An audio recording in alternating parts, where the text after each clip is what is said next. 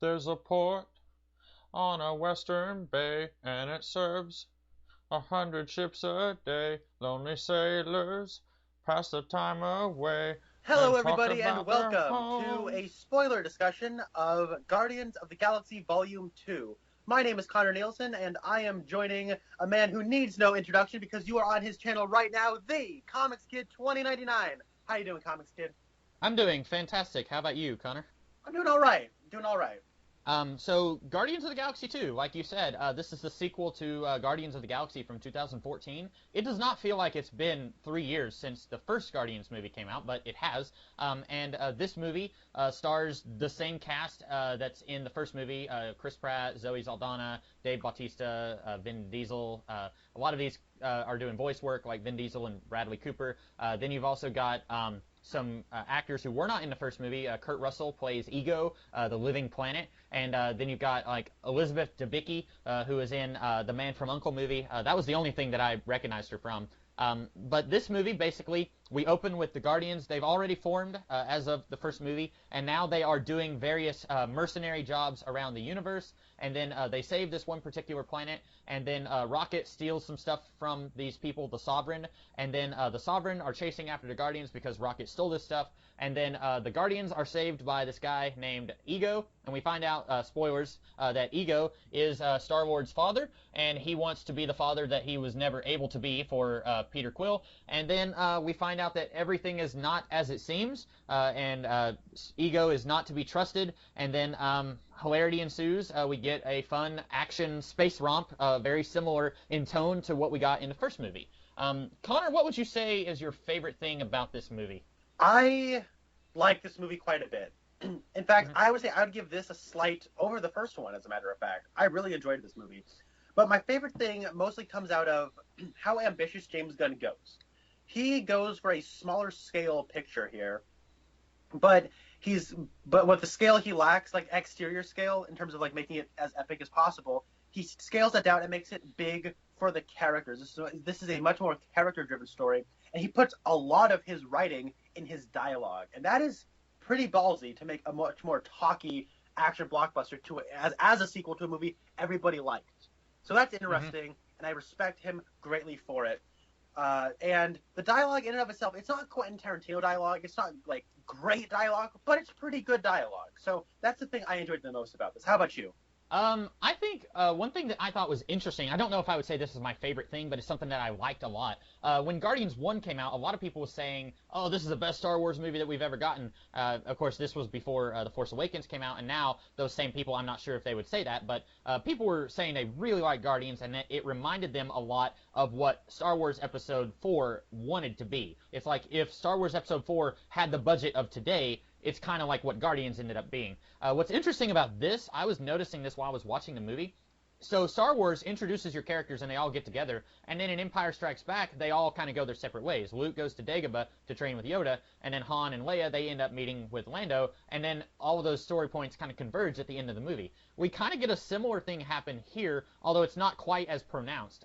You've got the Guardians, they're together at the beginning of this movie, and then Star-Lord, Gamora, and Drax, they go with Ego and Mantis, and then Rocket and Groot, they stay with Nebula, who the Sovereign has given them, and then they don't really meet up with each other until the third act of the movie. Now, they spend a lot more time together in this movie than Luke does with Han and Leia in Empire Strikes Back, but it's still interesting to me that so many people were comparing Guardians to the Star Wars movies, and then this kind of sort of does something similar that the Star Wars movies did, and it even goes so far as to say, this guy, he didn't know much about his father in the Star Wars movies, and then he finds out who his father is in Empire Strikes Back, and his dad is a bad guy. Well, the same thing happens here. Now, it's done in a very different way, but it's interesting to me that this movie continues the trend of sort of being like a modern Star Wars, but also being just different enough that it doesn't bother me. And when it is similar to Star Wars, I like it.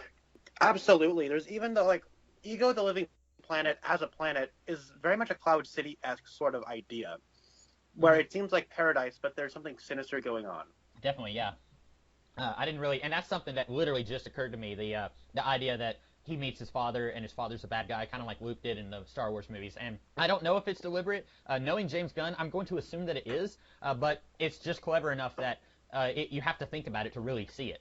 That is true. There's a lot of homage and there's a lot of reverence towards that material, but it is steeped in its own stuff enough to not feel like he's ripping it off. Yeah.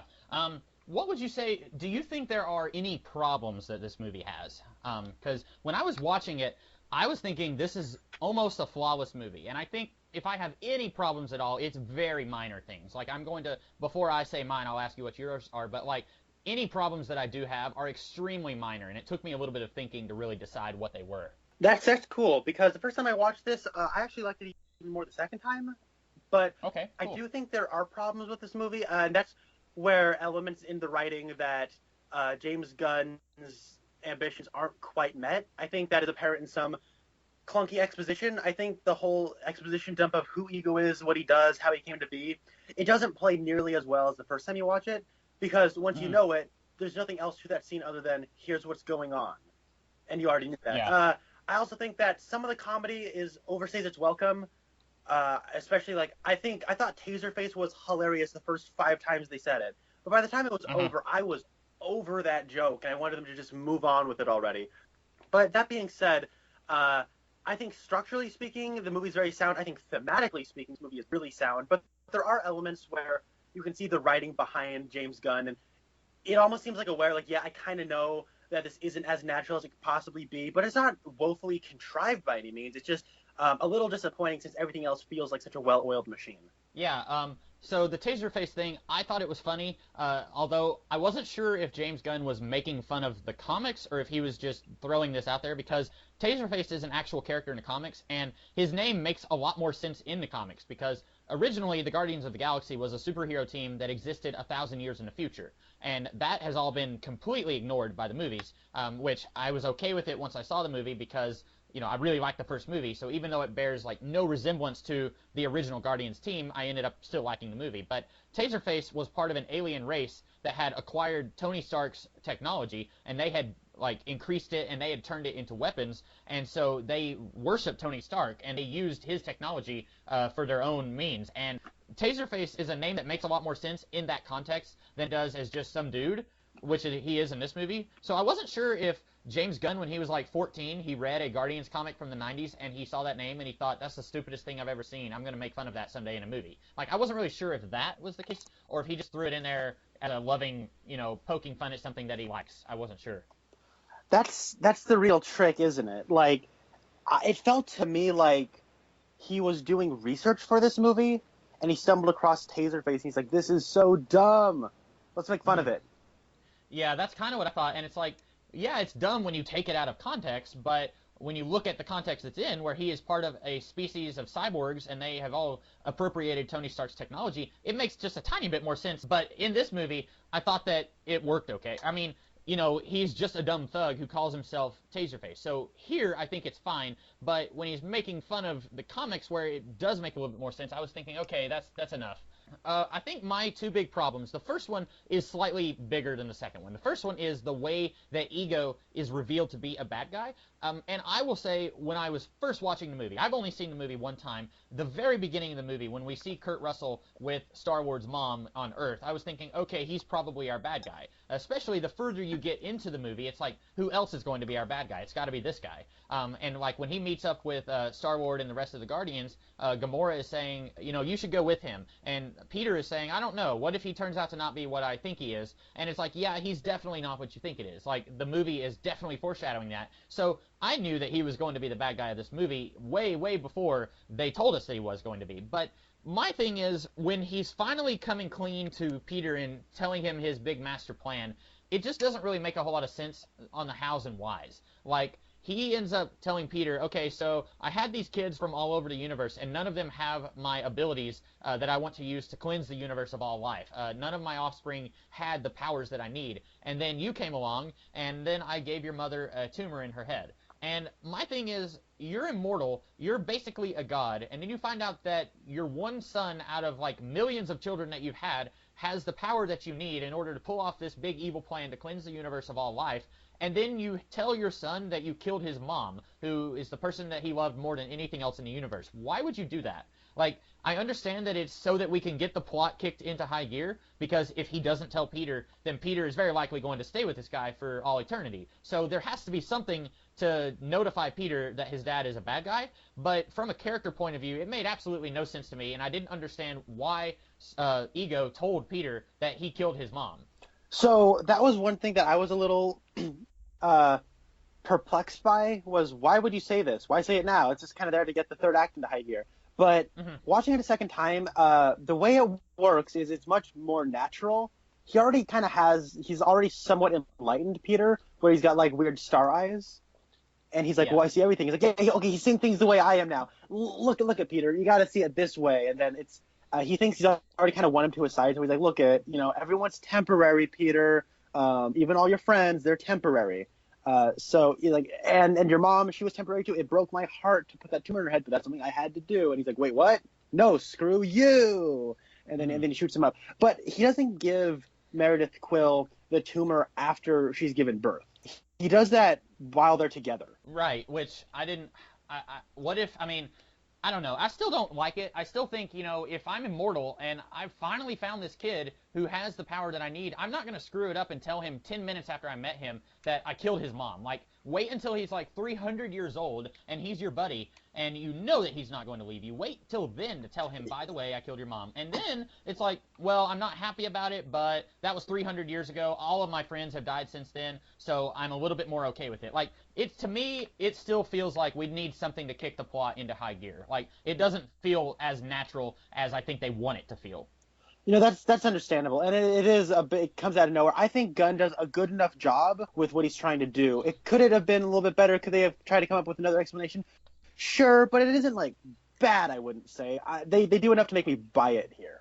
Yeah, and like I said, my complaints about the movie are extremely minor. Like, that is 4 seconds out of a 2.5-hour movie, and the rest of the movie I loved. So it's not like I came away from this movie grumbling like, oh, this is so stupid. No, I liked the movie a lot. Like, that was a very, very minor problem that I found in Ego and his delivery of his big master plan. Like, other than that, I liked Kurt Russell a lot in this movie. I love the idea of Ego, the living planet, creating, like, a human avatar to go to these other worlds. I don't know if that's something that Ego has done in the comics. I've only seen Ego in one Fantastic Four story in John Byrne's run, and he's a character I could take or leave before this movie. But if they were to reveal that Ego can create, like, human-sized avatars in the comics, I would be totally okay with that, because that was a really weird and interesting idea from this movie that I liked a lot. Yeah, I remember talking with a coworker about, man, how do you think they're going to do Ego the Living Planet? And it's Kurt Russell, and we see that he's in like a costume. It's not like it's his face in a paper mache planet. Like it's like it's him. What do you think is going to happen? And we had kind of thought, oh, it'll probably be like a Wizard of Oz thing where like the planet is just like a big machine.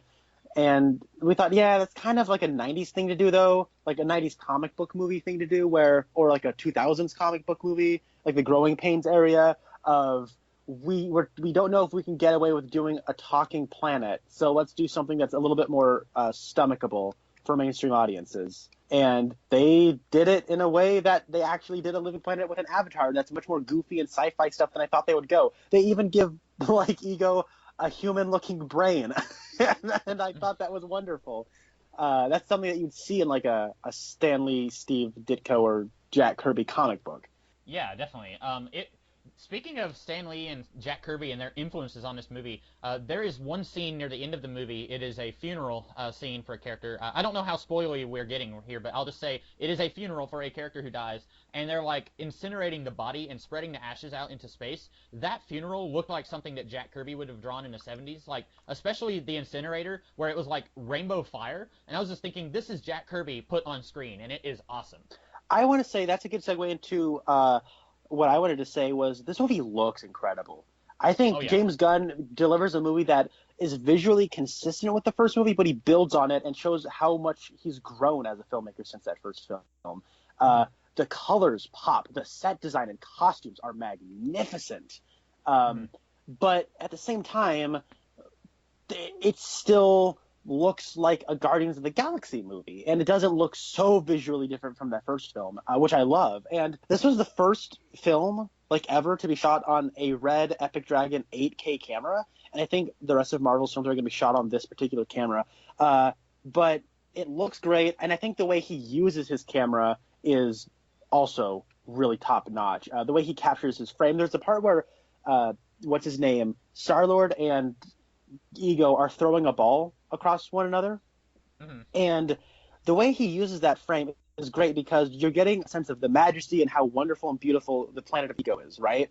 But at the same time, you're also getting this intimate moment between Ego and Star-Lord, and at the same time, that moment is a little awkward because it's, you know, like a grown-up playing ball with another older grown-up, and they're kind of doing it in a way that isn't like particularly cool. It's they're kind of doing it a little, like he's kind of tossing it, he's not throwing it. There's not a lot of skill there. So, but it somehow feels like a big scale shot, but it also feels like a small intimate moment. And I was very impressed by James Gunn's visual storytelling abilities and how he's grown. Yeah, and I think it goes without saying this movie has a lot of heart. Like, if you've seen the first movie and you were surprised that you came to care about a big giant talking tree dying, then you're going to get the same emotional beats in this movie. It's going to make you feel things that you didn't think you would feel, even after you've seen the first movie and you come into this one. You're not going to get the emotional resonance that you thought you would. It's going to be even more emotional resonance that you thought you would get. Like that baseball scene, you know, it reminded me of just a dad and his son going out in the backyard and tossing a baseball. And, like, you know, that's exactly what Peter Quill wanted, and then that's what he gets. And, like, it hits you, especially if you're like me and you're like, okay, Kurt Russell is definitely our bad guy here, then it really hits you because Peter is getting exactly what he wanted from his dad, and you know that that's going to get taken away from him before the movie is over. So like, I'll say this much. I didn't really call Ego being the bad guy because all the marketing and stuff kind of led you to believe that the gold people would be the bad guy. And a lot of people, like, early reviewers I saw were like, man, these gold people suck. And I'm like, oh no, we're going to have bad villains. This sucks. And then I watched the movie and, like, the gold people were kind of amusing and goofy, and I liked them. And they were able to kind of play the pompous jerk archetype aliens, but they were doing it in a way, and they were presented in a way that felt throwbacky, and I was digging that. And it felt like something you would see, like, in a Flash Gordon serial. And Yeah. that's what made it feel so, like, Star Warsy, so to speak. And I was like, I kind of dig these gold people. They're kind of pompous and lovably hateable. And they're not in the movie a whole lot. And I'm like, okay, they're going to come back, and then I'm not going to like the gold people. And Kurt Russell, in and of himself, is a super charming, charismatic, likable actor. You don't want him to be the bad guy. So they're already kind of swaying you to his side. And then there's, like, something sinister going on. I was convinced they were going to be like, it's not actually sinister. Mantis is maybe just confused about something. And then it was sinister, and, like, it's sort of like your worst fears being realized. I should have seen it coming, but it played with me. And I have to remember, I'm a very gullible viewer. I think we've talked about this before. I will believe whatever a film is telling me up until it tells me not to. Right. So it makes mystery films, like, the most exciting thing in the world for me. Anyways, yeah, I really dig Ego and the way they do with the gold people. And I like that this isn't even, like, kind of like the first movie. There's a MacGuffin, which is the batteries, but it's so far removed from the character journey that these people are going on, which is really the focus. And I dug that. Yeah, I did not know that the Sovereign, the gold people, I did not know they were even going to be in the movie until just a few days before I saw it. A fun little story. I told Connor off camera the other day that I have been in a League of Extraordinary Gentlemen mood lately, and I was Googling a character who shows up in some of the League of Extraordinary Gentlemen books whose name is Ayesha, and when I Googled that name, I'm seeing this person with gold face paint on Google, and then it says something about characters who you will see in Guardians of the Galaxy, and I instantly am like, uh-oh, I need to exit out of this tab. I don't want to know any spoilers about Guardians. And so then, I mean, she shows up pretty early in the movie. It's after the big fight scene in Act 1, and then it's like, oh, okay, so her name is Ayesha, which I'm not even sure if they call her that in the movie. I think They just do. call her... They call her Oh, okay. High Priestess Ayesha. They say it, like, twice in her first scene. See, I knew they were calling her High Priestess several times, but I didn't catch the Ayesha part. But she is a character from maybe the Fantastic Four comics, I'm not sure. But so when I saw them, I was thinking, oh, okay, this is going to be like a nice little James Bond opening, if you will. Like how you'll open a James Bond movie with James Bond killing somebody, but it doesn't have anything to do with the rest of the movie. And I thought that the Guardians fighting this giant flying worm thing was going to be a James Bond opening, and then they would get paid by the Sovereign, and the Sovereign gives the Guardians Nebula from the first movie, and then we wouldn't see the Sovereign again. And then they end up being kind of a through line throughout the entire movie. So that surprised me that they were in it as much as they were in it. Yeah, I liked how they sort of played as like the external threat, and I think that they were a good enough catalyst to keep the ball rolling for stuff like Yondu and Rocket and other people. They did a good job of progressing the external plot, which I think they served their purpose just fine. Yeah, I kind of dug the Sovereign. Now, are the Sovereign in Marvel Comics? Because I looked into it, and Aisha is like an alias for another character who is a genetic clone of Adam Warlock. Right. I don't know if the Sovereign as a species is in Marvel, because you're right. There's a character, her name is Her, and she is the Adam Warlock counterpart. And I think in the Earth X books from the late 90s, early 2000s that Jim Krueger and Alex Ross did, which was kind of sort of a crappier version of Kingdom Come. Like, it was like 40 or 50 something issues set in this weird, dark, alternate present of the Marvel Universe. And in that timeline, Adam Warlock and this other girl, they ended up having a kid together, who is like a huge part of that series. But I don't know very much about this character. Her name is Kismet, or Her. Like, they either call her Her or they call her Kismet. I've never heard them call her Aisha in any of the comics that I've read with her. Okay. Because I noticed that, like, where I saw it said that an alias was Aisha. So I think that's a pretty neat masking of Adam Warlock. And I think the post-credit scene was just like, I'll call it Adam. I'm like, as someone who's loosely familiar with Guardians mythology, I was like, oh, yeah, Adam Warlock. I can imagine everyone else in the audience going, what? Well, to be fair, that's been a side effect of these post-credit scenes at least since the first Avengers movie. Like, you remember the first Avengers movie gives us Thanos in a post-credit scene. People who read comics know who Thanos is, but people who don't, they had no idea who that was. Like, right. I thought it was the Abin Sur from Green Lantern. I'm like, are we doing a Green Lantern crossover?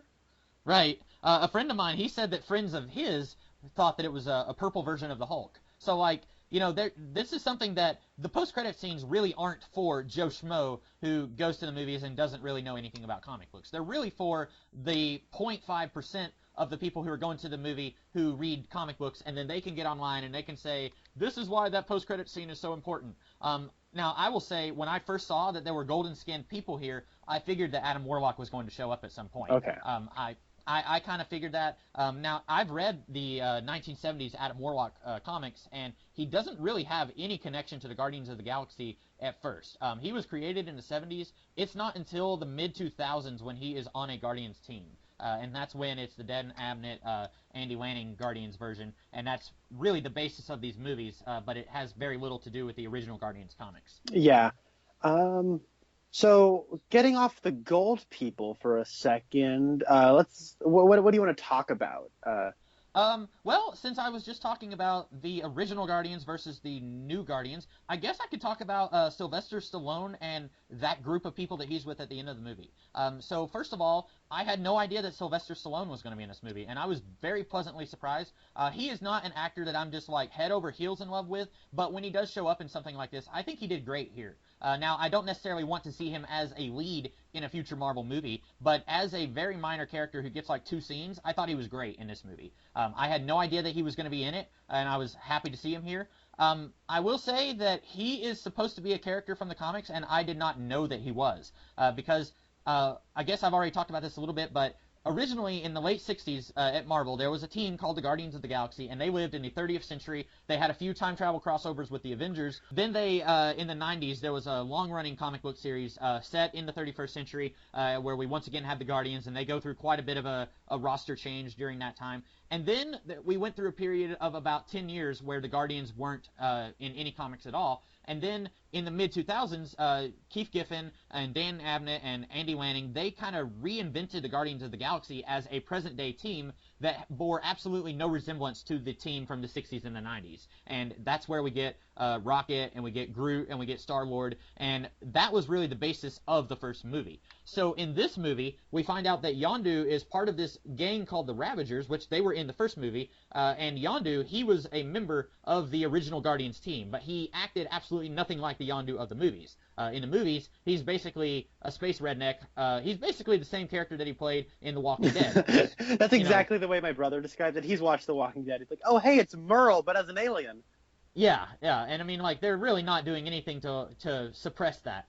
So then you get to this movie, and we find out that there are other Ravager units led by other people. And Sylvester Stallone, he leads another one of the Ravager units, and he has this beef with Yondu because Yondu dealt in child slavery, or he was trading kids to who we ultimately find out was Ego.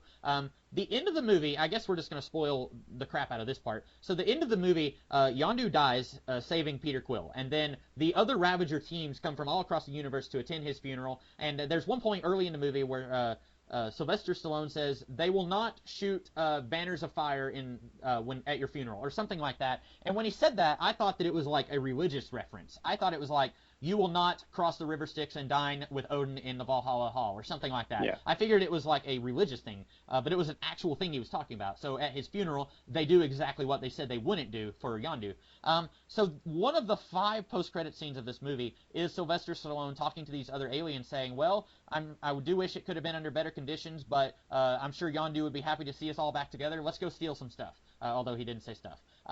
That is apparently supposed to be the original Guardians team, but in the context of this movie universe. And I like that a lot. That was my other minor complaint, and I'll tell you why. It's because none of these actors look anything like the characters they were supposed to play. But what's his name? Stallone has like the 2 things that go up his shoulders that kind of look like the dual mohawks. That like what's his name? Nighthawk? Is that his character's name? Starhawk. Starhawk. Yeah. See, I don't know. Like, I left the theater. I had no idea who these characters were supposed to be. Out of all of those characters in that scene, the one character I recognized was Martin X, who is the Crystal guy. And he is apparently played by Michael Rosenbaum from Smallville, which you wouldn't know that watching this because he has maybe one line of dialogue in the whole movie. But the rest of these characters, they don't look like their comic counterparts, and I don't mind if you're going to change the characters, but then don't expect us to know who they are. Because, like, Alita, she's a blonde girl in the comics, and here she's an Asian girl. And then, like, Mainframe is a robot who in the comics is actually the Vision from the future. Like, it's the Vision who is 1,000 years old. And here, Mainframe doesn't look anything like the Vision because it's a different character. And then, like, Ving Rhames, he plays a character called Charlie 27, and he doesn't look anything like the character from the comics. And it doesn't bother me if you're going to recast these characters as a different age or different gender or a different race, but then don't act like, hey, this is a cool reference that everyone is going to get, because I've read quite a few Guardians comics from the 90s, and I did not get that reference. Maybe it doesn't help that every time they called Sylvester Stallone's character by name, it sounded like they were saying Dakar, as in D as in dog, but it's really supposed to be Stalkar, as in S as in Superman. And it sounded to me like they were pronouncing it Dakar. And so that was another thing. It probably would have helped me understand who this guy was if they had pronounced it a little better.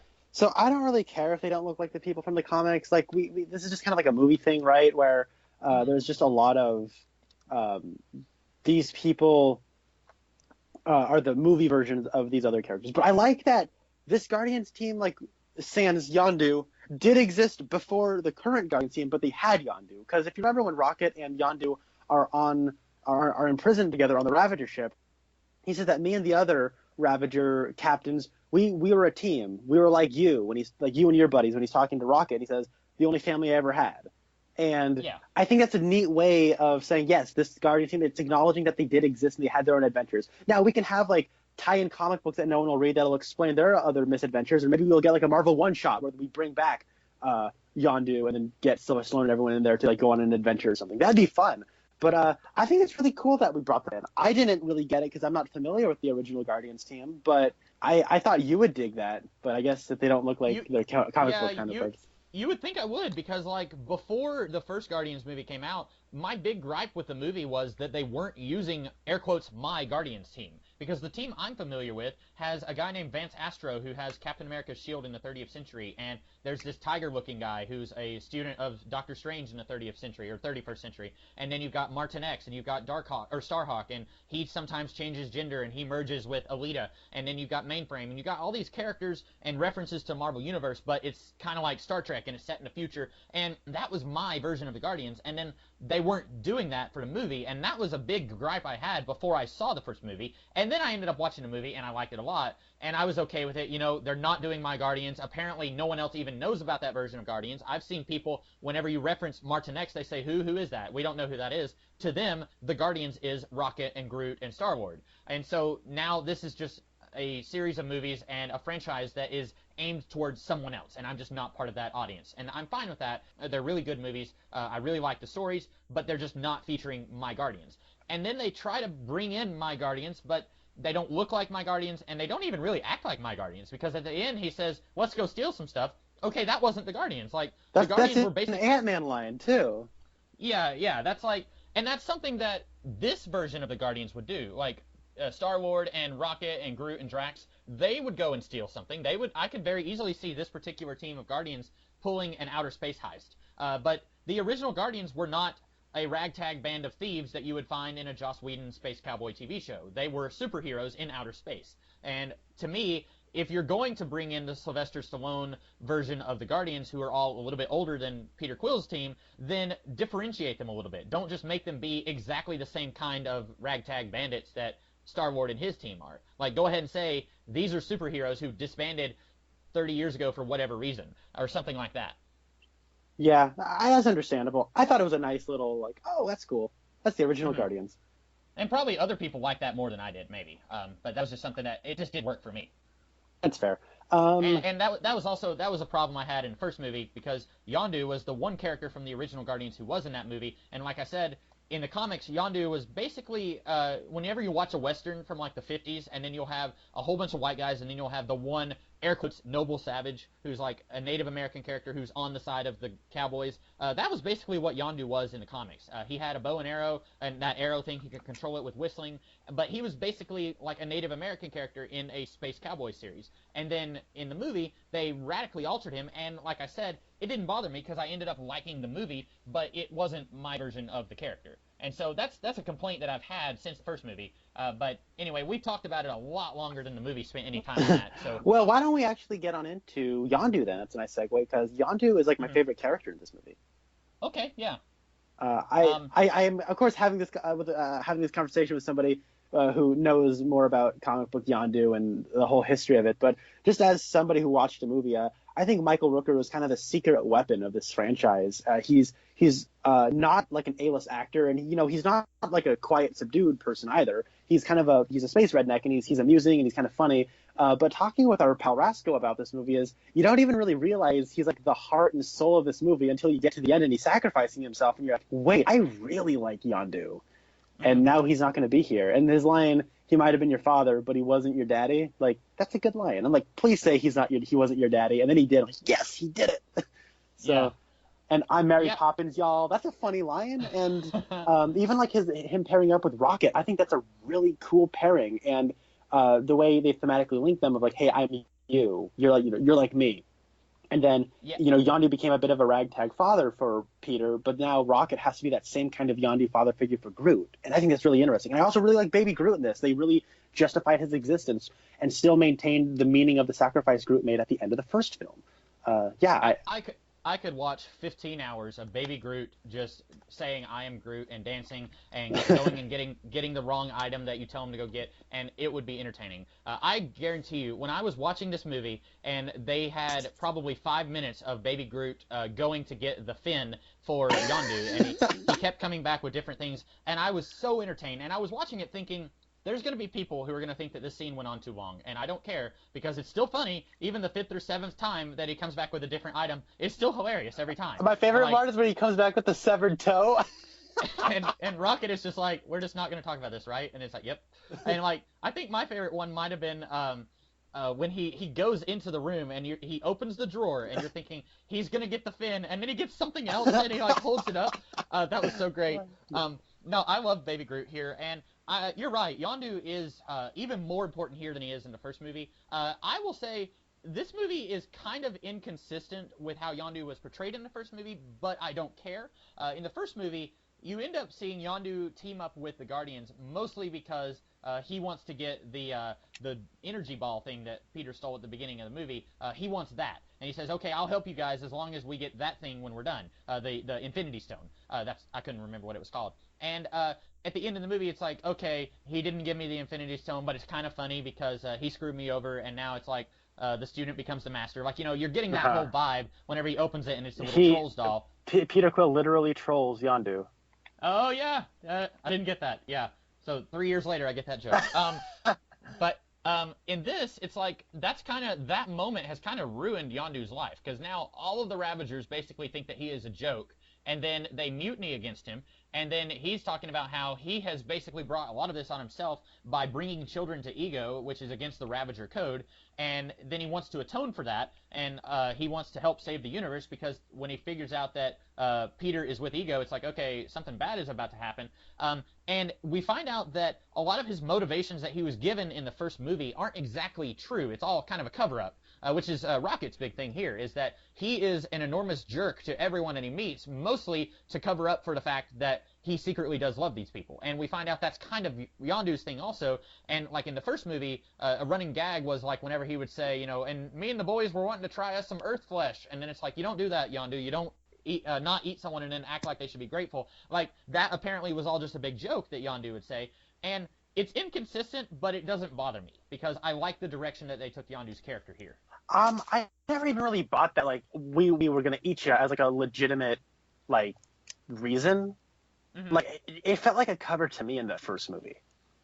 It definitely, by the end of the movie, when Sean Gunn is saying, well, it's a good thing we didn't deliver him to his dad like we were paid to, it's like, okay, so they had some ulterior motive, but we don't know what it is in the first movie. Yeah.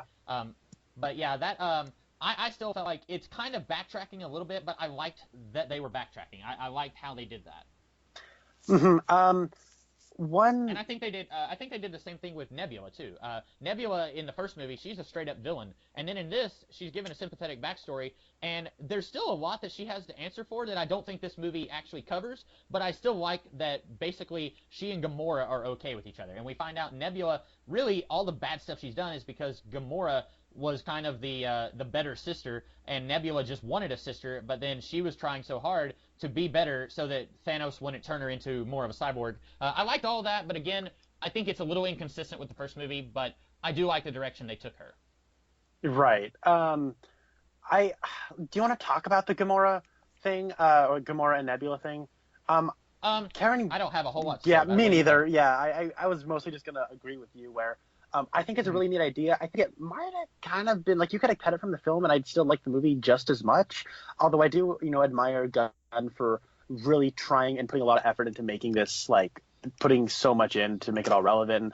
I dig that a lot. But you could have cut it, and I think we by and large get the same movie, but I appreciate that he's trying. I do think that, talking about how this is kind of similar to Star Wars, in the first movie, Nebula kind of just gets away. And when you watch the movie, it's like Ronan gets his comeuppance, but Nebula just kind of vanishes. And that's how it happens with Darth Vader in the first Star Wars movie, where the Death Star gets blown up, but Darth Vader just kind of floats away. And if they do a sequel, they're probably going to bring back this Darth Vader guy, and he's going to be huge in the next movie, and he is. And I was thinking they were going to do that with Nebula. I was thinking that for a long time, I thought that she was going to be the big bad guy of this movie. And I was surprised that she didn't have as much to do here as I thought she would, and she wasn't really the bad guy at all. Yeah, and like it's almost like she's kind of really struggling to even percolating to the surface. Like whenever she comes up, it's like, oh yeah, she's also important, but it doesn't come naturally within the context of the story. It's Sean Gunn's like, oh hey, by the way, we have a whole other box of hands. If you that's a really funny line. I love that. I love their scene together, like where it's almost like she's friends with this guy. Like he's like, well anyway, I'll see you later. Have a good time, buddy. And like she doesn't kill him or anything. Like I was seriously expecting her to like just reach out and snap his neck. Like, and he's just like, yeah, we got other hands if that one doesn't work. Like that was so funny to me.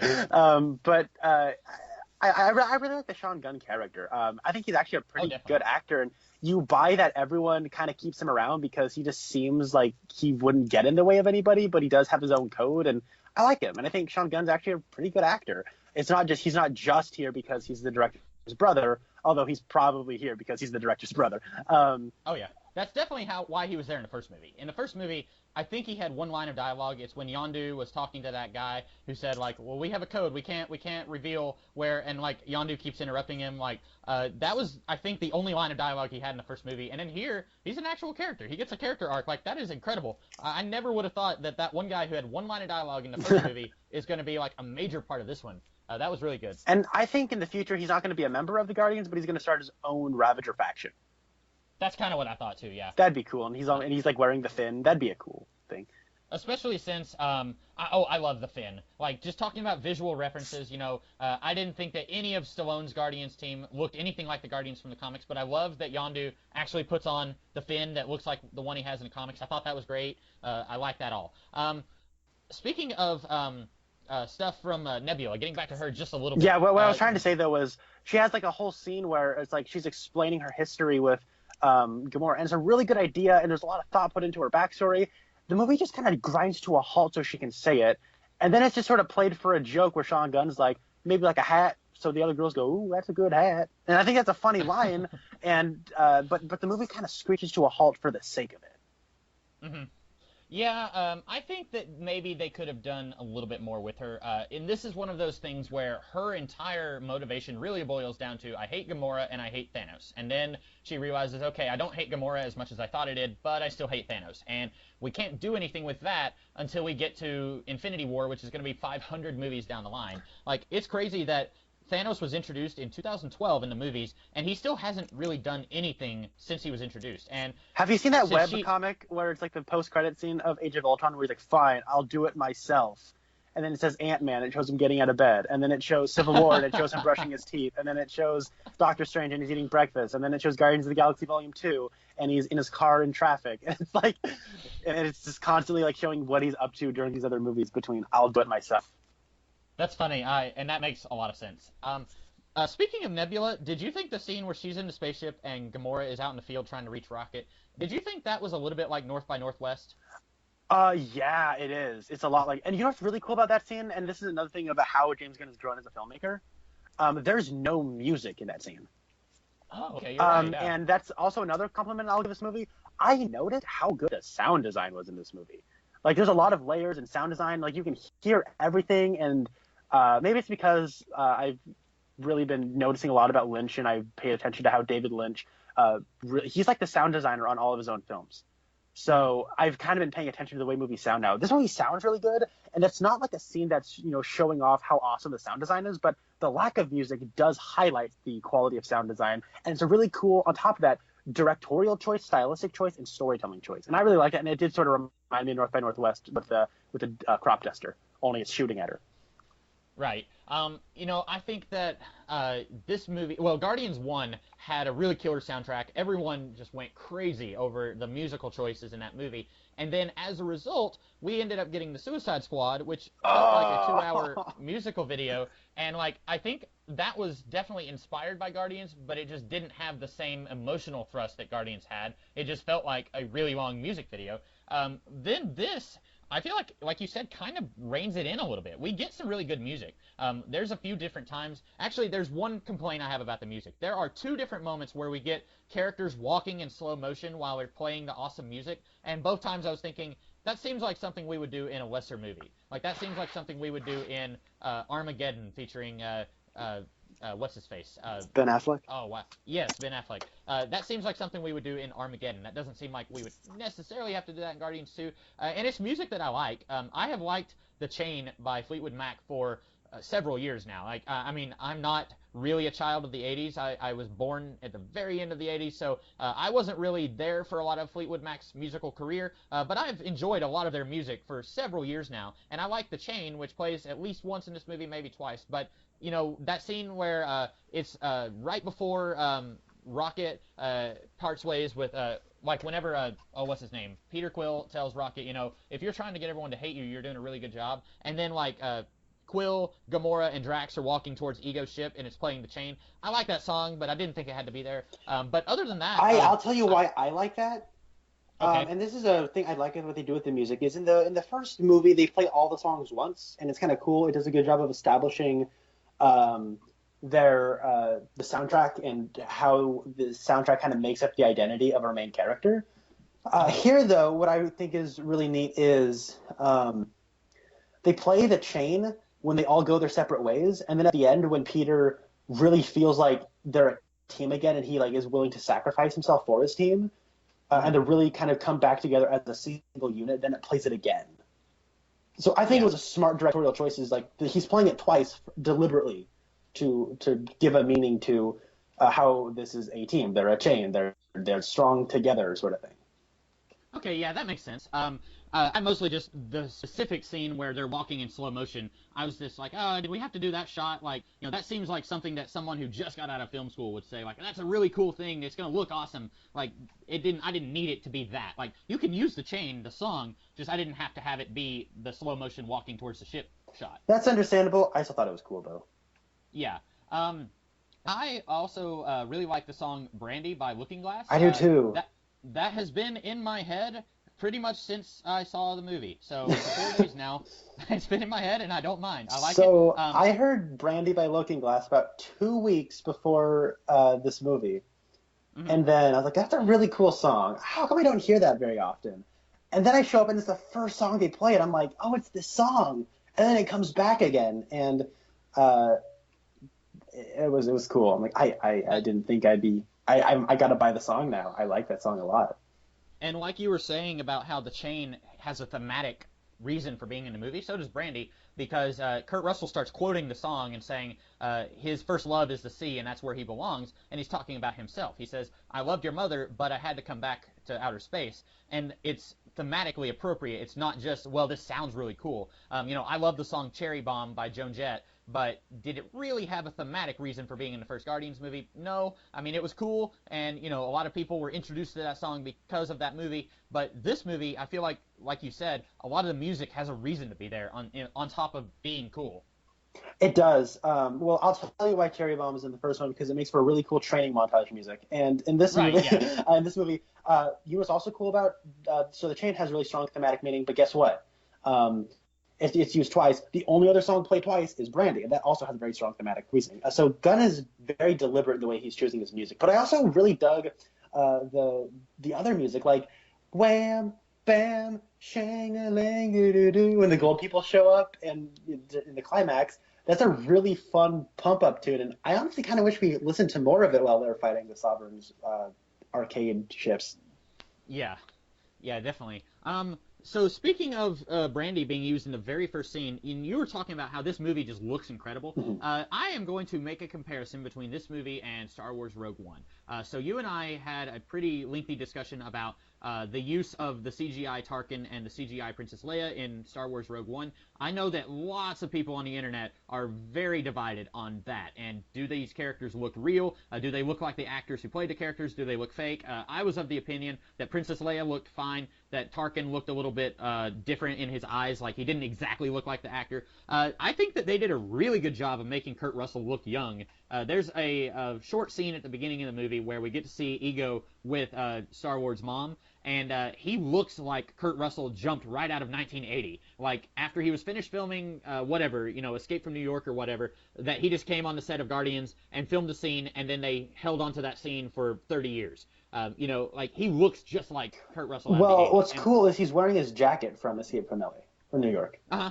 Yeah, that I thought that looked familiar. I wasn't gonna say anything because I was thinking, like, I have this weird tradition of watching Escape from New York every Christmas Eve. I have for like the last several Christmas Eves, but so that was something I wasn't sure if that was it, but what works here, and I said that Moff Tarkin's eyes looked really fake in Rogue One. I think what works here is that Kurt Russell is wearing sunglasses in that entire scene, and so they could CGI the rest of his face and then just hide his eyes with the sunglasses, and I think that helped make it look a lot more authentic. Yeah, but he does take off his glasses at the end though when he kisses her. And...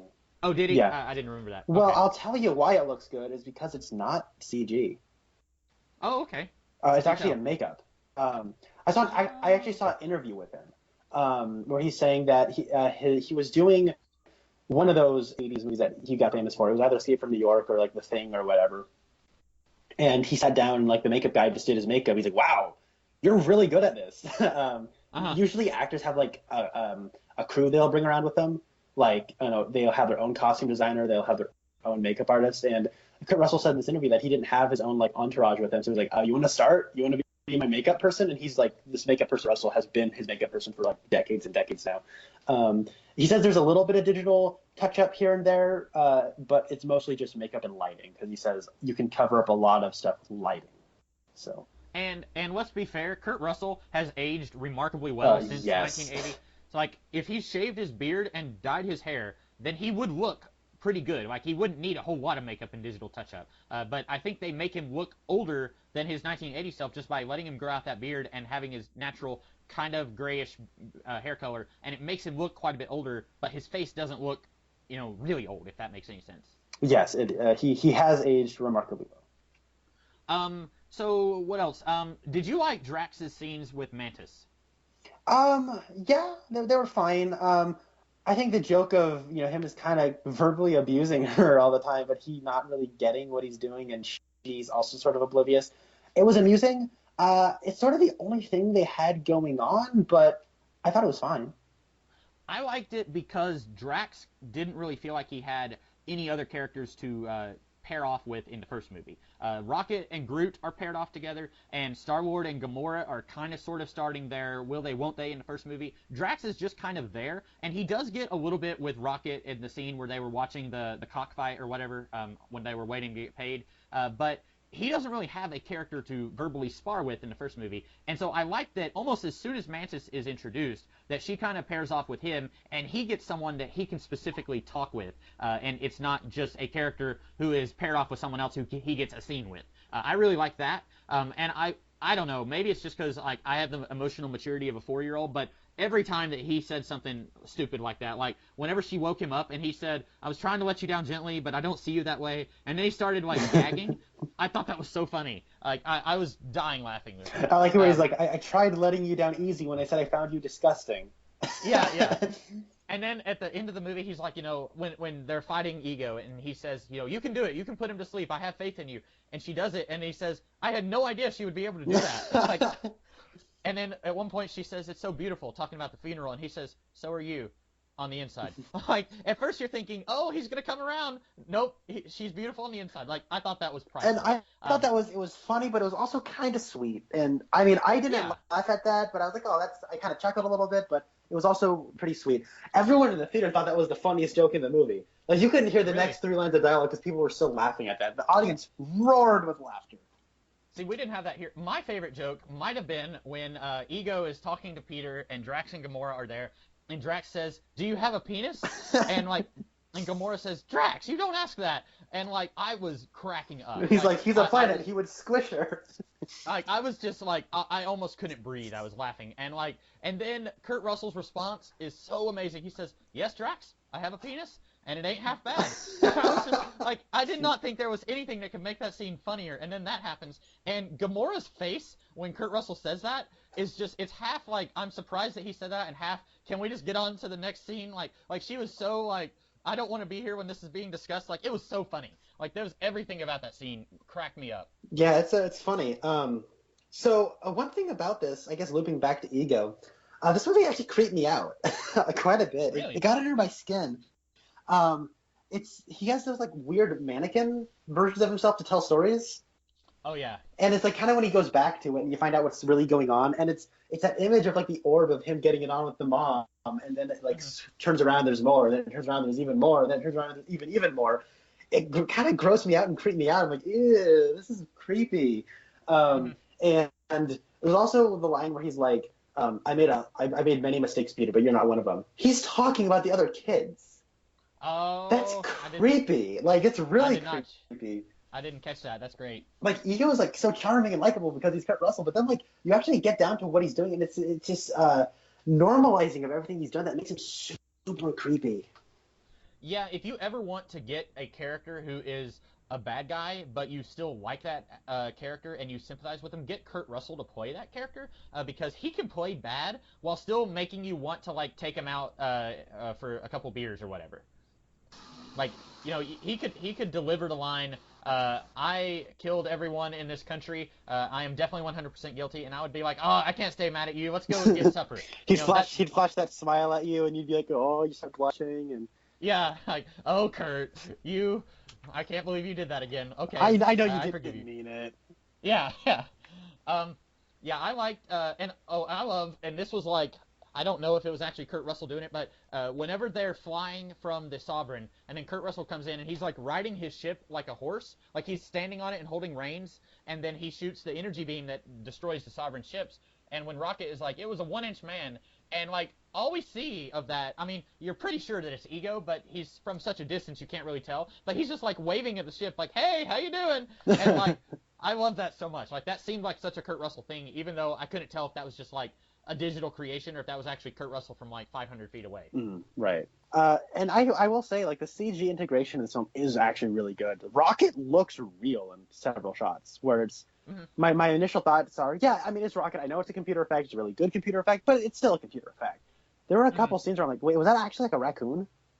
Like, did they train a raccoon to like stand on its hind feet and like jump on this guy's head and like snap his neck? Because yeah. Like it. Like and in the credits, at one point it said no raccoons or talking trees were harmed in the making of this movie. That was like, I was so great. And the funniest thing about that joke is what it says after that is it says the same cannot be said about the handlers of the raccoons or the tree creatures. Oh, I didn't see that part. That's great. That's because that line is like covered up by an I am Groot, and then it appears as that. That was really awesome. Like, I don't know cool. if the first movie did that, but so what Connor's talking about is like in the credits you'll see I am Groot, and then it'll change into like so and so who's the key grip or something like that. And it did that several times, and I thought that was kind of neat.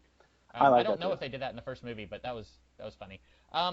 I think this may have been one of the most entertaining credits of any Marvel movie. They made it worth sitting through the credits. Yeah, usually I hate sitting through the credits, especially when it ends up being a post-credit scene that's stupid and pointless. In this case, I did not mind sitting through it. And also, because there are 5 credit scenes, I feel like they interspersed it just right. So you're not sitting there like, okay, when is this going to end? Just when you're maybe getting tired of the credits, they'll throw in another post-credit scene. I kind of like that. I do too, and I like that, it starts off where they have the pictures of the Guardians, and it's like a yearbook where they're like doodling over them, giving them mustaches and whatnot, and then you have a picture of Cosmo the Soviet dog, and then you'll have a picture of Ego the Living Planet's face, which, by the way, how awesome is it that they actually went full throttle and gave him a face? Then we'll have like actually moving pictures of all the people, and Jeff Goldblum from Thor Ragnarok. And I didn't catch that one, but I did catch David Hasselhoff at one point. We are Groot. So if anyone is still somehow miraculously on the fence about seeing this movie, there is a Guardians of the Galaxy wrap that is delivered by David Hasselhoff, and it is the best thing ever. It is worth the price of admission just for the credit scene. Yes. What's really funny, also, there's a David Hasselhoff cameo. Like, he appears in the movie, and it creeped me out. Like, it was dramatically sound. I didn't laugh. Of course, everyone else in the theater laughed because it's a David Hasselhoff cameo, and you didn't expect him to show up. But it kind of creeped me out. Where I'm like, going back to that, this movie sort of creeped me out in a good way. Yeah, a lot of people in the theater laughed for that one. I didn't, because I did not, for a split second, I did not know that was David Hasselhoff. Like, it made sense that it was, because earlier in the movie, Gamora is saying, like, hey, you carried around this picture of David Hasselhoff in your wallet because you wanted a dad and you didn't have one. And then later, after Peter has shot Ego, and then he briefly transforms into David Hasselhoff, I thought that it was Tony Montana from Scarface, because he had a red button-up shirt and a black jacket. And so I was like, what is this? And then I was like, I guess that's David Hasselhoff because everyone's laughing. But, like, he was dressed like Tony Montana from the neck down. And so I was like, why? Why is this? Why is he transforming into this? So I thought that was a little weird. For a split second, I'm like, is that Everett McGill? Are we going to have to do a Podcast Boys episode on this? Oh, that would be great. Like, Everett McGill just comes in real quick and says, like, oh, heck, Peter, I didn't mean to get oil all over your mom's brain like that. I think I should just have this. This is being recorded. I've been sort of playing Mario Golf while we've been talking, and I just got a hole-in-one on a par 3. So hey. I think that should just be recorded somewhere. Yeah, but I've been mostly talking and listening and interacting with you. So oh no, that's an applause-worthy moment. I don't know if you heard that applause. I did. That is, thank you. Yeah. Thank you. So I'm trying to think if there's anything else. I think none of the post-credit scenes are really, air quotes, important, except for, I will call him Adam. Were any of the others worth discussing? I found them amusing and fun, and I think that's Yeah. just what this needed. And they matched the tone of the credits. And one thing about this is, walking out of this theater for the first time, walking out of this movie this first time from the theater, I thought people aren't going to like this. This is so much really? different, and it's so talky, and it's it's so reliant on. It's such a subversion from the first movie. I'm worried people aren't going to like this. It's going to be like Age of Ultron all over again, where it's a better movie than the first one, but people are going to be angry that it isn't the first one. And based on what I'm hearing, people do like this a lot, and that makes me very happy. It's funny that you say that it's talky, and I guess it is, but the entire third act of the movie is a giant action scene. So, like, I wasn't really considering it to be a talkative movie. I was just kind of considering it to be a movie that has talk scenes and it has action scenes. Because, like, pretty much the third act starts when Ego says, I hated to give your mom a brain tumor. And, like, from that point on, it's all one giant fight scene until Yondu's funeral. And that's really where the movie ends. So, like, I was kind of thinking, like, it's just a movie. It's got, like, huge chunks of action, and then it's got quieter moments where characters get to talk to each other. And so that didn't really bother me too much. Yeah, but that middle hour is, like, outside of, like, a couple action scenes with Yondu and Rocket, it's all talking. Mm-hmm. Like, it's all talking, and I love that. It was almost like a Richard Linklater Dazed and Confused movie, but with superheroes in it. And I was like, this is bold. Like, James Gunn is asking a lot of his audience that just expected a fun little sci-fi romp and is doing, like, stuff with his movie. And I love this, but people aren't going to like this, but they are. And that makes me very happy. Yeah, I wasn't really sure what people would think of it. By the time I came out of it, I was pretty sure people would like it, because I think I was checking my email on Yahoo like a week before I saw this movie, and on Yahoo's homepage it'll show like an article, and you have the option of clicking it, and it was saying something about lukewarm reviews, which now, like, I'm not seeing that. Like, all the reviews I'm seeing now are of people saying that they absolutely love it, but I have no idea what people thought was lukewarm about this movie. But oh yeah, no, a lot of those early critics were like, it's pretty good, but you will be disappointed. And I'm thinking, no, this movie's better than the first movie. Like, it's definitely, yeah. It's ambitious, and I'm like, not to say the first one wasn't ambitious, but they kind of had to ease people into cosmic Marvel by making something that was like a MacGuffin plot and something simple and something easy to digest. And now that people are, full on board with this, it's like they made it, like, Marvel made this their May, their opening weekend of the summer giant huge bash, right? And they made a Guardians of the Galaxy. I'm like, oh, and my initial thought was, well, I think Marvel, they're like, oh boy, our Guardians of the Galaxy movie that made a lot of money. All right, James Gunn, now we want you to do this, this, and this, and this, and this, so that we can get the most money. And then it almost, like, I have such a high respect for the guys at Marvel right now, because it almost feels like they were like, you know what, James Gunn, just do whatever you want to do, and he did. Exactly. And it's so cool. Like, I think this movie has dethroned Iron Man 3 as the most auteurist film in the MCU. What I mean by that is auteurist cinema is like where, we call it Francis Ford Coppola's The Godfather. We call it Stanley Kubrick's The Shining. An auteurist is like a David Lynch, right? Who will come on in and want to control, like, all aspects of the picture, and it's like their movie. They write it, they direct it, they're involved in every step of production.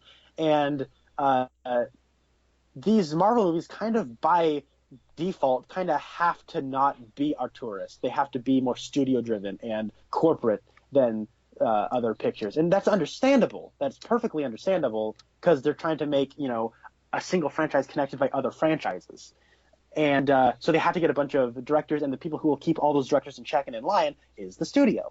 But now that Marvel kind of owns the world, it's like Kevin Feige's like, you know what? Let's just get artists to come on in and do what they want to do. And James Gunn's an artist. Let's just get him on in and let him do what he wants to do. And, for a while there, I was like, wow, Iron Man 3 doesn't even feel like a Marvel movie. It does, but it feels more like a Shane Black movie. And as much as, like, there's a lot of the James Gunn identity in that first Guardians movie, there's significantly more of his identity here and significantly less of the Marvel identity here. Like, he got his kicks with Tromeo and Juliet and other stuff at Troma and, doing Slither and B movies and, like, all this sort of, like, goofy schlock, but with this one, he kind of brings some of that in, and this is much more a James Gunn movie than anything else. It almost feels weird having the Marvel logo on this movie in a way to me. So, and what you were talking about how the Marvel Studios stuff has been anti-auteur, that was a big problem that I had with a lot of the Marvel Studios movies for a very long time. Oh, me too. Phase 1 was like, I was anti-Marvel when, like, 2010, 2011. For me, I started off, I liked Iron Man 1 and I liked The Incredible Hulk, and I know you don't like that one as much as I do, but my hatred didn't really start until the first Avengers movie, where, like, at that time I was, like, such a huge X-Men fan, and I was sitting here, like, getting extremely excited for, like, X-Men First Class, and then nobody cares about that movie, and then Avengers, the trailer comes out, and everyone is like, yeah, like, let's take our shirt off and spin it around like a helicopter. Like, they're just really into it, and I'm just like, where were you guys when X-Men First Class came out? And now, I mean, I like some of the movies, some of them I don't. Like, I was kind of lukewarm on Doctor Strange, which was the last one that came out, but this one, like, has me absolutely just head over heels in love. Like, I love this movie, and you're right. So far, James Gunn, I think 2 for 2.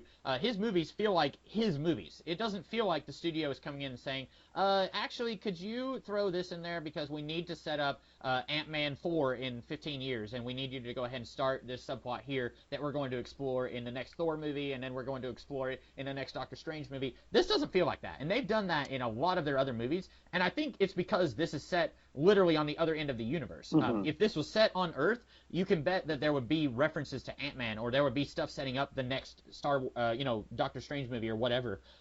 Like, I think that because it's set on the other end of the universe of the rest of the stuff that's happening on Earth, that affords him a lot more freedom. And because of that, I like this movie a lot more. I can go back and I can watch the Guardians movies by themselves, and I don't have to watch all the other 25 Marvel Studios movies to set up this movie. With Iron Man 3, you may like it, but you're probably going to want to watch the first couple of Iron Man movies and at least the Avengers movie to kind of set up what's going on in Iron Man 3. And you don't have that here, and I like these movies a lot more because of that. I agree, and it seems like they're going to take that route with Thor 3. It's like, well, the first 2 Thor movies didn't really pan out the way we wanted them to. You know what, Taika Waititi, you're an acclaimed filmmaker. Just go do whatever you want. Set it on another planet. We don't care. Just do whatever you want. And as a result, Thor Ragnarok looks awesome. It looks so good. We got a trailer for it when I watched Guardians, and I did not watch the trailer.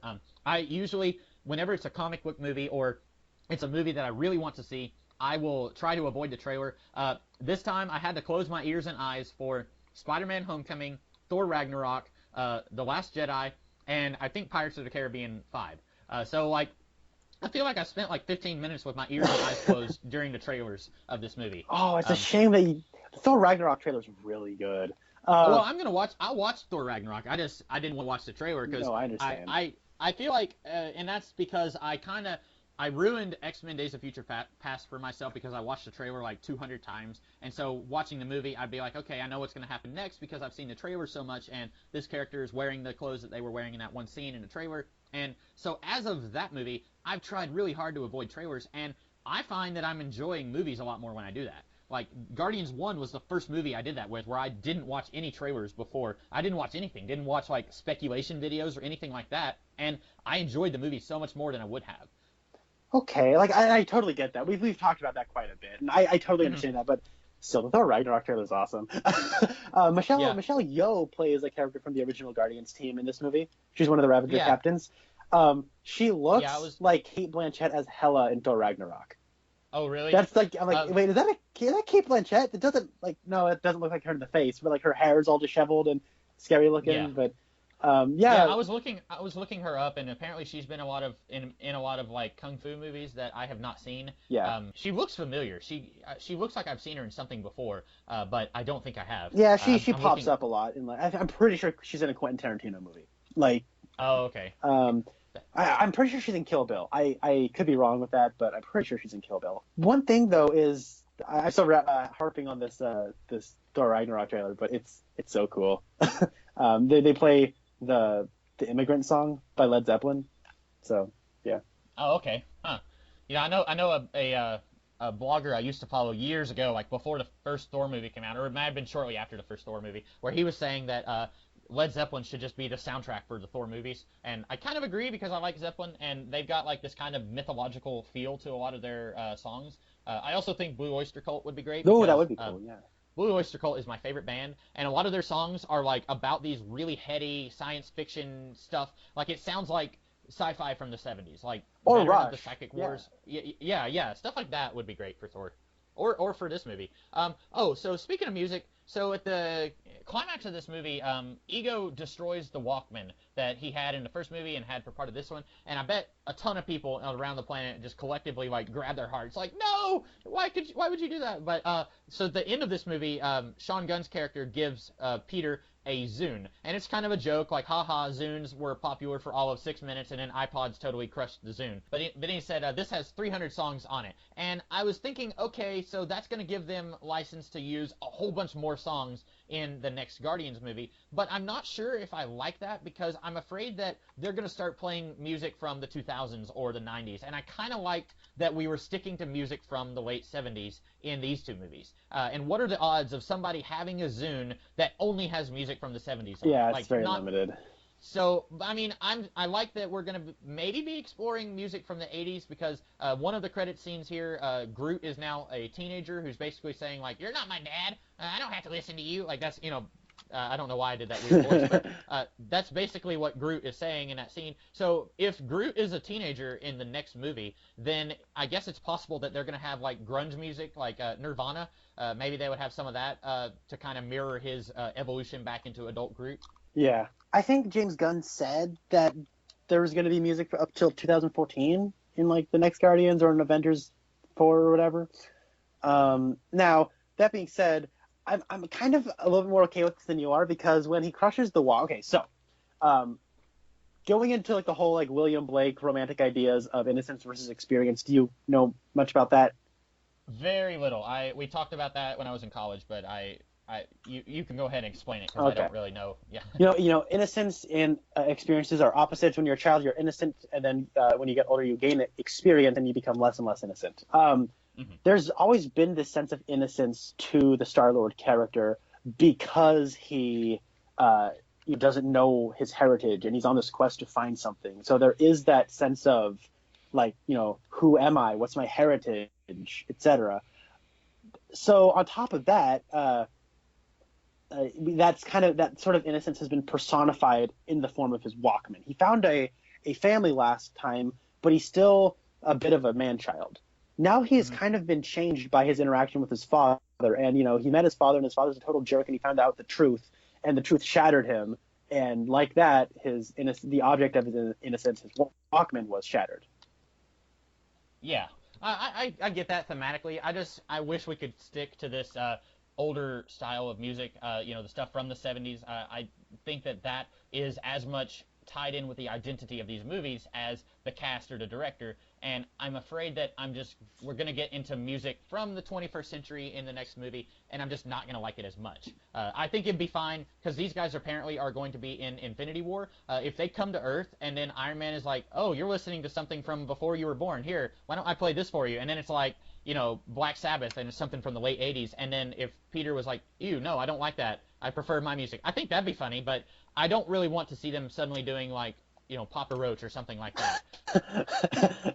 Oh, what's this? Yeah. I don't know if I have anything else to say, do you? I really dug the way they incorporated Baby Groot. I don't even think you could really tell this story without him.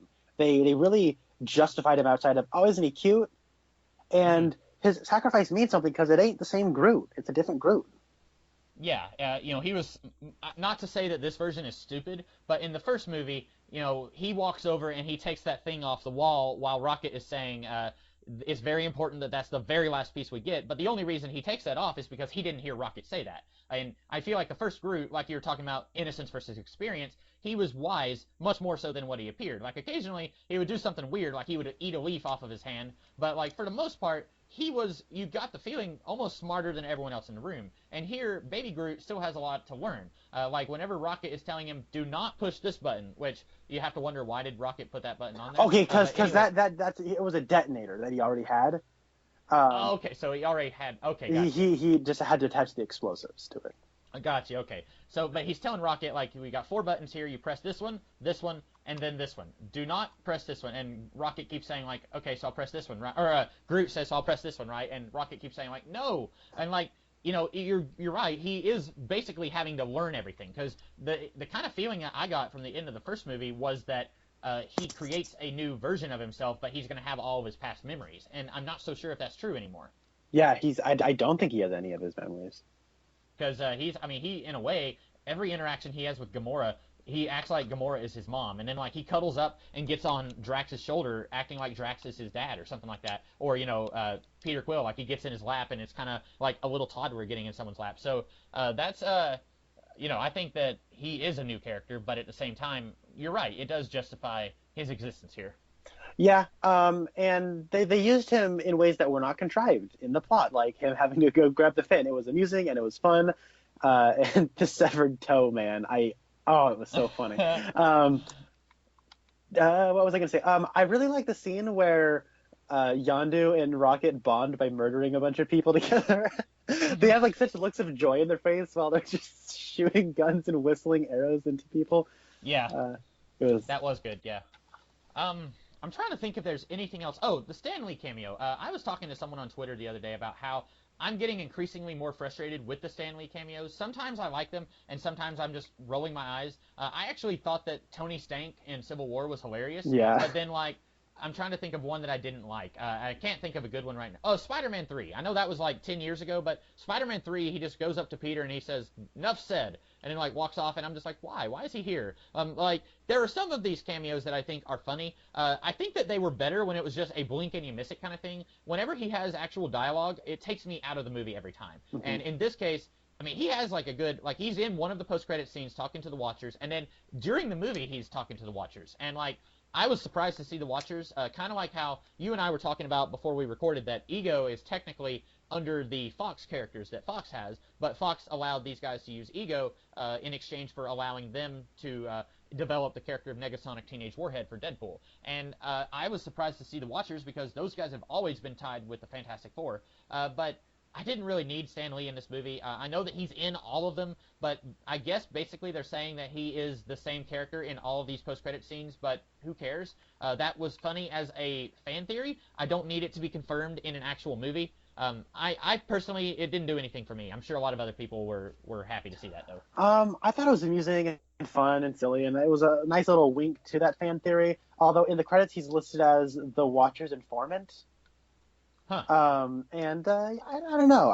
I'm just more amazed that we actually got the Watchers. I think that's awesome. And if we needed a silly little Stan Lee cameo to get them, then fine, I'll take it. And I guess I have always kind of dug the Stan Lee cameos. I think they're fun. Even in like Doctor Strange, where they're just kind of dumb. It's like, oh, he's on a bus and says, "Wow, isn't that cool?"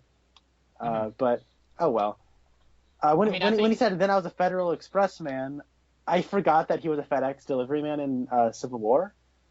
Okay. See, yeah, I guess that's what he was. That I was thinking of Willie Lumpkin from the Fantastic Four. That's where my mind went to as well. Which it would be really funny if he was the same character in all of these, like even the ones that are not by Marvel Studios. I think that'd be hilarious. That would be fun. But like, the problem with this theory is that he died in Incredible Hulk. Like, it's funny because of so.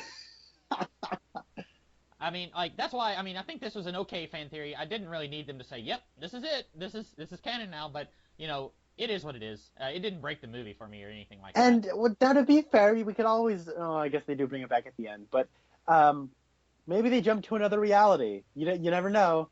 Like when they're going SpongeBob face on us while their eyes are enlarging, they're like, duh, their faces are warping. I thought that was really fun. Okay, you did like that where their faces were warping? It was so funny. I couldn't stop laughing.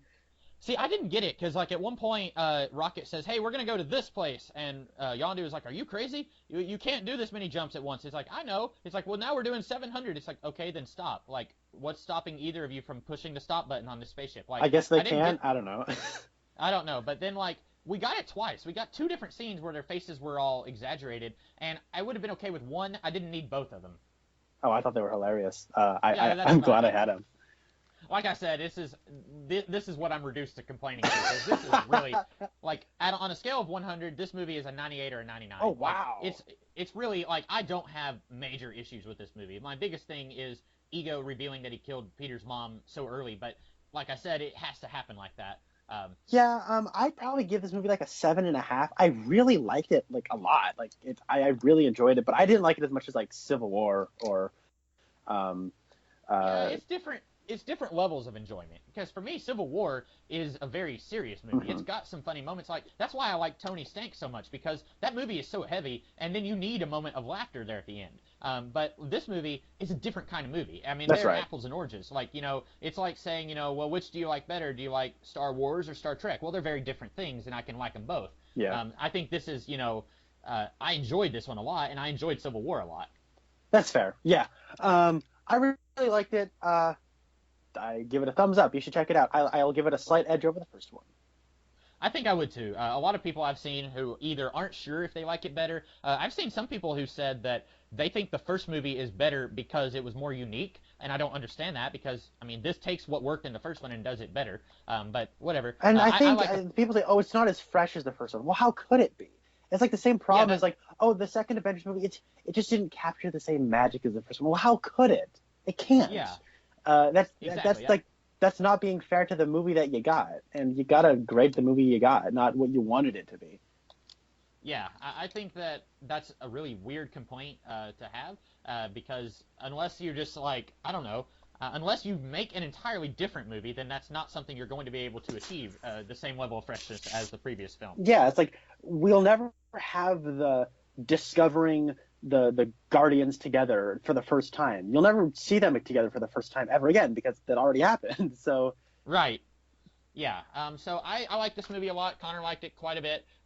So I guess you and I and Rasco in a couple of weeks we will be talking about Alien Covenant. That will be something we will be doing. Then that's the next time me and Connor will be talking, and then after that me and Connor will be talking about the Twin Peaks revival. So that is what you guys have to look forward to us in the near future. In the meantime, Connor, did you have any final thoughts? I'm your daddy, boy. I am the Comics Kid 2099. And I am Connor Nielsen. And we will see you guys in the future. Have a good one.